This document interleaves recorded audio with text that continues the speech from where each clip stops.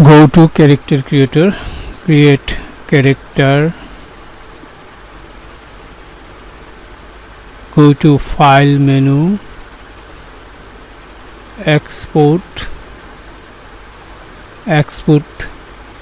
fbx, target total preset, select blender, calibration, select calibration, tick mark texture settings, export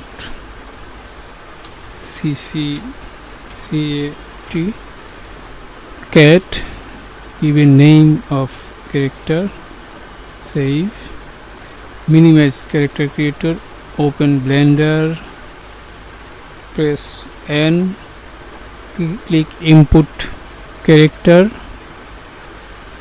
select